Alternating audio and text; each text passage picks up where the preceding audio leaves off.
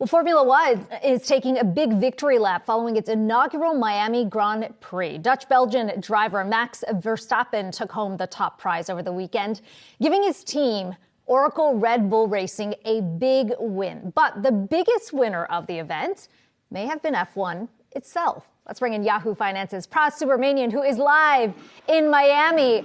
Tough assignment for you, Pras, but the fact that so many people were talking about the F1 this weekend really just points to the fact of how much growth they've seen. And some would argue you can kind of peg that to Netflix, right?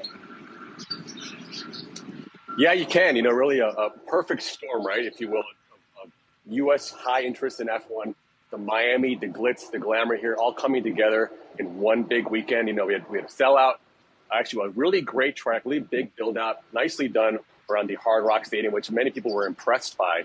And like you said, it's a big win for the sport, but also, the brands and the people involved.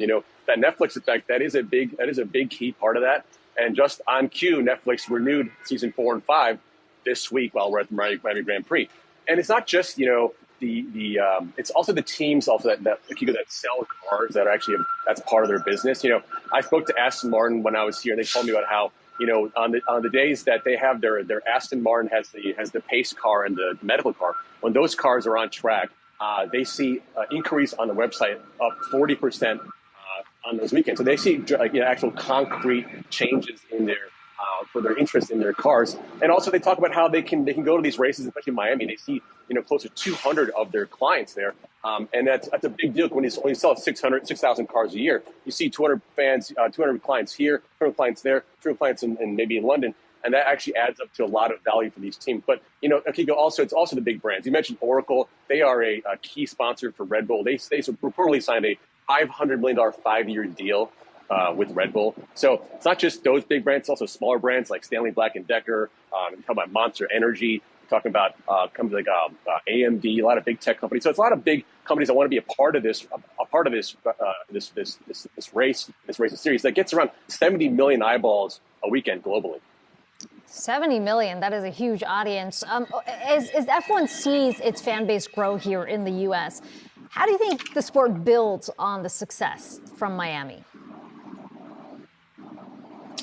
I think first and foremost, it's getting more eyeballs on it. So right now in the U.S., you're getting about 1 million viewers a weekend for a race in the U.S. I think that in order to really move the needle, you need to get into the tens of millions, right? So I think that's the big thing that ESPN is now trying to do. They have a renegotiation with F1 to get the next season of live programming on their air. And, initially when ESPN got the series, they paid nothing for it because F1 was so unpopular. F1 just wanted to have the series on in the U.S. and they said, just take it. And then eventually ESPN started paying $5 million a year for it. And now reportedly F1's like, we're doing pretty well here. Let's get $75 million. That's what they want to target. So if you think about it from an ESPN point of view, it's not that big of a deal when they're paying billions of dollars for legacy sports like basketball and football. Lots of big fans, but also those sports aren't growing. F1's growing. So I think from my point of view, the biggest thing for the sport to do is to get more eyeballs on it. And I think that helps at Netflix and that helps at ESPN. Okay, well, I'll be watching. Travel back safely, Pras. Thanks so much for that. Live from Miami.